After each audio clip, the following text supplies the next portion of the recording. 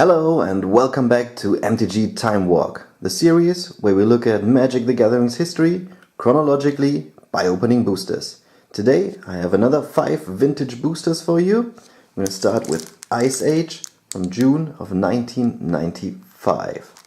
Ice Age was the first big expansion to feature reprints and also to feature basic lands. It was the first of the expansions that you could play on its own because it featured basic lands in it. Because they wanted you to be able to play it alone. They also reprinted some staple cards like Disenchant or Dark Ritual, Counterspell and so on, or Swords to Plowshares. And it was a really high point because I was big into Magic when Ice Age came out. I bought a display booster box of them, and everybody loved Ice Age. It's not so much loved by now because of power creep, and not a lot of the cards aren't that powerful anymore. There's some funny cards that break the color pie that you know nowadays, and they feature pain lands, and that's okay. And it's I have very nostalgic feelings about that. I think we start with the uncommons, so I'm pretty sure these are uncommons and the rare. I'm not sure if the first one is the rare or the fourth one is the rare. But these should be the commons. Yep, those are commons. Shield Bearer is a creature with banding. Earthlaw is an enchant land, so they didn't have the term aura back then. Would have been now enchantment, aura, enchant land. And you can tap the land to give a target blocking creature +1/+2, not super powerful. Goblin Sheep Patrol, it's summon goblins, not creature goblins because they were called summon spells back then, creatures.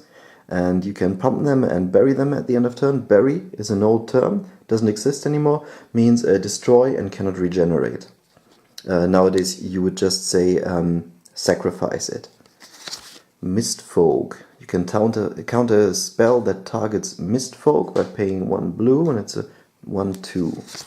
A Ranson's Aura. Ice Age was big into allied colors. You can see it's a white card. Didn't have that many gold colors, but you had lots of monocolored cards that featured ally color mana to activate some ability or so. And also they had 2 cycles of dual lands, pain lands and depletion lands, and they were both only 5 cards strong, so they only featured the allied colors. Portent, that's actually, it's a variation on Brainstorm. Nobody plays that. I think it's still a good card. It's a sorcery. You can look at the top 3 cards of any library, rearrange those cards or shuffle the deck, and then it's a slow trip. Ice Age also introduced the cantrips, draw a card at the beginning of the next turn's upkeep. The modern cards would just say draw a card, because the Ice Age cards let you only draw the card in the next upkeep. They are now called slow trips. Circle of Protection, that was a cycle that was reprinted. All of the Circle of Protections were reprinted in that set. Juniper Order Druid, it's a reprint, a functional reprint from the set. I think it was Ley Druid in the original core set. Can untap a land. Horseshade, it's a pumpable shade creature. Tarpon, if it's put into the graveyard, you gain 1 life. Imposing Visage, creature cannot be blocked by only 1 creature, so it gains Menace. Menace wasn't keyworded back then. Sunstone, can sacrifice a snow-covered land. Oh, that was a thing back then in Ice Age. Snow-covered basic lands, snow-covered mountains, plains, and so on. To have all creatures deal no damage in combat this turn. I've actually never seen this card. This might be the rare. Of the White Shield, it's a functional reprint from a Fallen Empires card. It's a pump knight, has protection from black. You can pump it or give it first strike. Soul Barrier. Whenever target opponent casts a summon spell, so a creature spell, Soul Barrier deals 2 damage to him or her unless that player pays 2 mana. And Monsoon. Whenever any island is untapped at the end of its controller's turn, tap it. Monsoon deals 1 damage to that player. Okay. Next we have Chronicles from July of 1995. Chronicles featured reprints from the first 4 sets of Magic: Arabian Nights, Antiquities, Legends, and the Dark, because those sets were really underprinted. These are white border reprints. They only have an uncommon and a rare sheet, so some of the rares are U1s. I think there are 3 of them. Oh, Ashnet's Altar is actually one of the better commons in that set. I think it's a C1, I'm not sure. It's used in a lot of combo decks. You can sacrifice a creature to add 2 colorless mana, so with some enchantment like Enduring Renewal, you can cycle creatures endlessly to gain infinite mana or so. Boomerang, that's quite a useful spell to have. Mountain Yeti, Mountain Walk and Protection from White. Morehold Elves Dragon. That's a legend, that's the first gold card here. It's a reprint from Legends, it's Summon Legend, so nowadays this would be, I think, Legendary Creature, Elf Warrior or something like that. Back then it was only Summon Legend. Here's Rampage 1. Rampage was an ability that was only used in Legends and Chronicles. The reprint said it made the creature stronger when it got blocked by more than one creature. Indestructible Aura. Any damage dealt to target creature is reduced to 0. Fishlive Oil against a creature. Island Walk. War Elephant has Banding, Yoo-Hoo and Trample. Banding is also an old ability that is discontinued now because nobody understood it and nobody wanted to play with it. Wall of Vapor. Can block any creature because damage is reduced to 0. Goblin Shrine, for your Goblin Tribal deck. You can enchant a mountain and to give all your goblins +1/+0, but if it leaves play via land destruction or so, it deals 1 damage to each goblin. Witch Hunter, we've seen that one before. It's a white pinger, so it bends the color pie or breaks the color pie, I'd say. And you can return target creature any opponent controls to owner's hand. So it does something that normally blue would do with a Prodigal Sorcerer, or nowadays red. And the bouncing, well, that is usually in blue's color pie. The Fallen, ooh, that's creepy artwork. Ooh.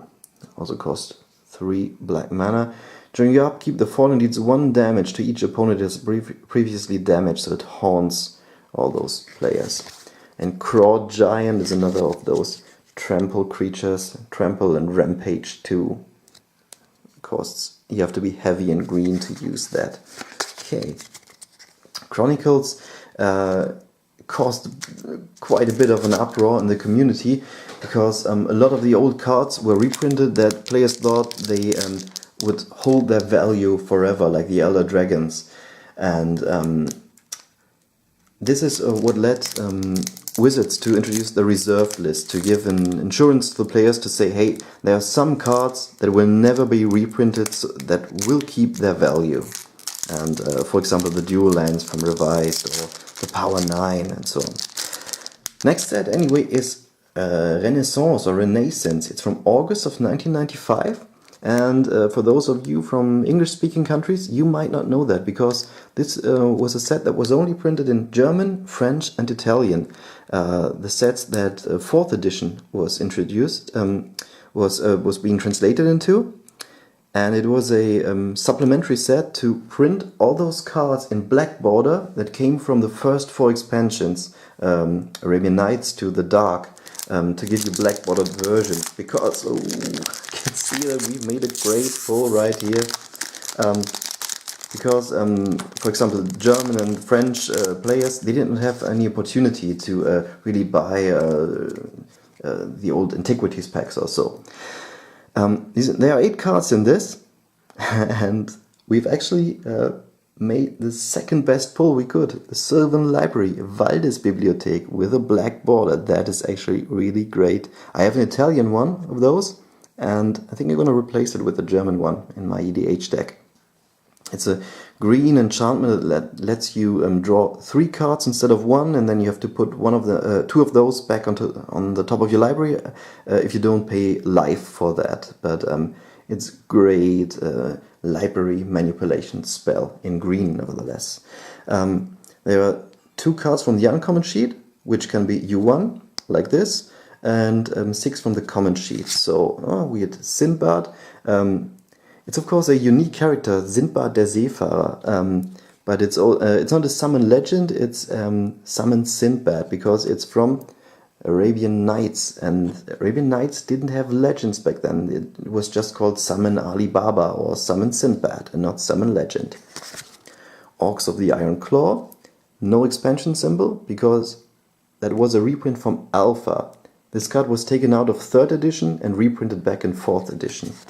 And the other cards you can see, they have the Scimitar from Arabian Nights, this Piety, Murk Dwellers, they have the Moon from the Dark, Sandstorm, Arabian Nights again, Sunken City, the Dark, and more Viper, which is a Moorish Viper, or I'm not sure what it's called. It's from the Dark again. And Valdis Bibliothek, Sylvan Library is from Legends. Great pull.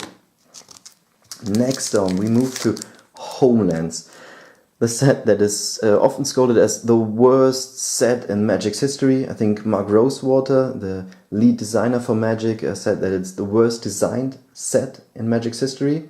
It's from October 1995. It was designed by some friends, I think, of the then owner of Wizards. They were big into, I think, Dungeons and Dragons and so on. They wanted to put the flavor first. It was the first top-down design set. Sadly, this has great flavor, great fantasy flavor. Sadly, almost all of the cards are crap. There are some really weak cards in this. I think the best card that is playable right now would be Merchant Scroll. That's a tutoring spell that can be found in the common slot. It has 8 cards. I'm not sure where the uncommons and the commons are. So Carapace, creature gets +0/+2. You can sacrifice it to regenerate the creature. I think that's a common. Anaba Bodyguard, a 2/3 first striker for 4 mana nonetheless, so you wouldn't really play that in your modern decks. Samity Alchemist can prevent up to 4 damage to a creature, but that creature does not untap during the next step. You also have to pay 2 mana. Reef Pirates. That's one of the first creatures that mills your opponent, because when it attacks and deals damage to an opponent, you take the top card of his library and put it into his graveyard. Abbey Matron. You can tap it to give creature +0/+3 until end of turn. It's a very defensive set, you see that. Modern creatures are much more offensive. Azen Bureaucrats can tap target creature with power no greater than 2. Well, for 2 mana. Yeah, well, you might play that back then in a draft. Willow Priestess. Oh, okay. It's for Fairy Tribal. Take a fairy from your hand and put it directly into play, as though it were just summoned. And you can give a green creature protection from black if you pay 3 mana. That's actually okay. I'm not sure if it's worth anything. And Narwhal. These are from the uncommon sheet, I'm quite sure. It's a 4 mana creature, 2/2, first strike, protection from red. Color hosing, so protection from a color was pretty big back then. And finally, last pack for today. We're in June of 1996. So you see, Homelands came out in October of 1995. And then there was a big drought. Nobody knew if they were ever getting any new cards. And almost a year later, Alliances came out. And Homelands was pretty much the low point for the game back then. Alliances knocked it out of the park. There were some really strong cards in there. We loved playing with those cards. I was around when Alliances came out. Nowadays, a lot of those cards aren't that played anymore, except for one card, which is found in the uncommon slot. That is, of course, Force of Will. There's also 12 cards in here. There's only 2 sets in Magic history. Chronicles and Alliances that feature 12 cards, and Alliances is not a large set but also not a small set. It's sort of a medium set because it has a rare sheet. There's a rare, an uncommon and a common sheet, and I'm pretty sure we start with 3 uncommons. So we're gonna go through these commons. Let's see if we can find any card that references snow-covered lands, because it was later in development. Alliances was said to be an expansion to Ice Age, so it has some references to snow-covered mana. Sorcery, Taste of Paradise, gain 3 life. Finton Druid, if it's put into the graveyard, if it was blocked, gain 4 life. Viscerate Armor, enchanted creature gets +1/+1. You can return the enchantment to your hand.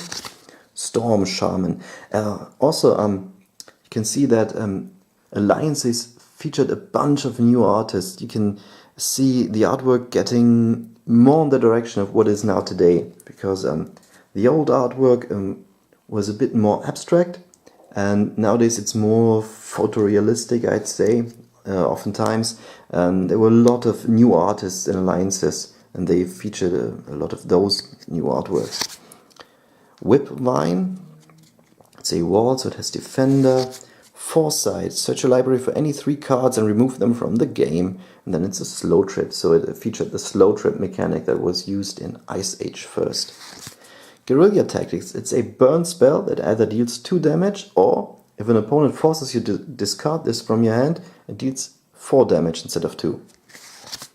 Royal Herbalist or Herbalist can remove the top card of your library from the game to gain 1 life. You might scratch your head, what was that about?